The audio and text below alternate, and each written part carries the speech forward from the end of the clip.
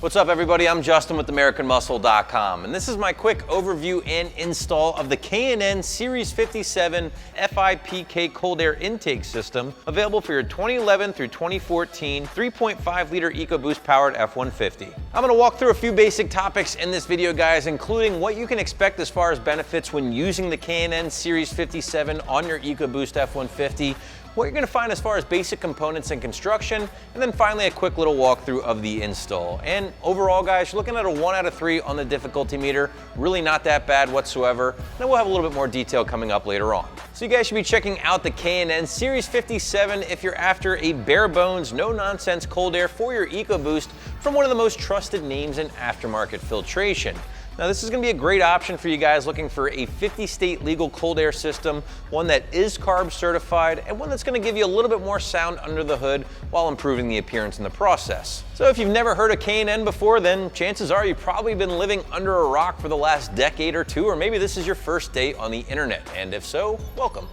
They're easily one of the most trusted names in the aftermarket for a wide variety of motorsports, produce some pretty solid stuff at reasonable prices. So the FIPK, or Fuel Injection Performance Kit, is one of K&N's most popular intakes in their lineup, continues to be a solid choice here on the site, not just for the trucks, but also for the Mustangs as well.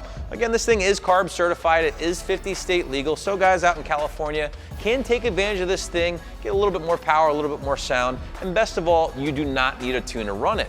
In fact, if you didn't know, all of the aftermarket cold air intakes for the EcoBoost powered F-150s do not require the use of a custom or aftermarket tune, and that's due to the fact that these trucks run off of a system called speed density and not a mass airflow system.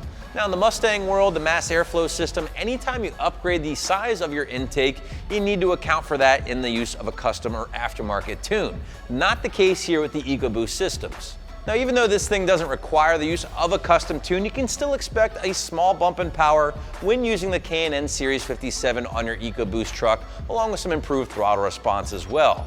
Nothing really too crazy on the dyno, but maybe high single digits in the horsepower and torque range isn't out of the ordinary. But power benefits are really only one part of the equation here with the K&N, because again, you are getting that open element style airbox, and as such, you're going to be getting a lot more engine noise, a lot more turbo noise from under the hood. Some of you guys might be into that. If not, then you might want to stick with a sealed airbox instead. Along with the power and sound capabilities or benefits, you're also getting one of K&N's bread and butter products, and that is one of their reusable high flow filters. Now this thing is actually comprised of a layer of cotton gauze material, or several layers of cotton gauze material, sandwiched between a wire mesh here, and then again, it is oiled with K&N's special sauce. So this thing is washable, it is reusable, and it is going to save you some dough in the long run.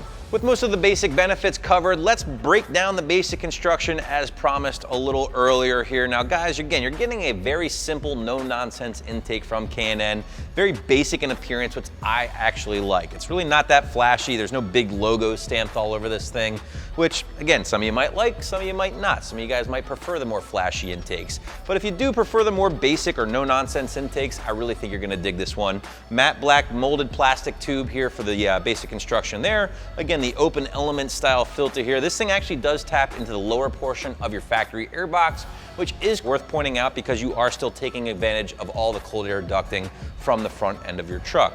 But other than that, you're looking at all the basic hardware, couplers, and all the good stuff needed to get this thing in place. Before I get into the install, let's quickly talk about price, and I think you'll find the K&N Series 57 FIPK Cold Air to be one of your more affordable complete options on the site for your 3.5 liter EcoBoost F-150.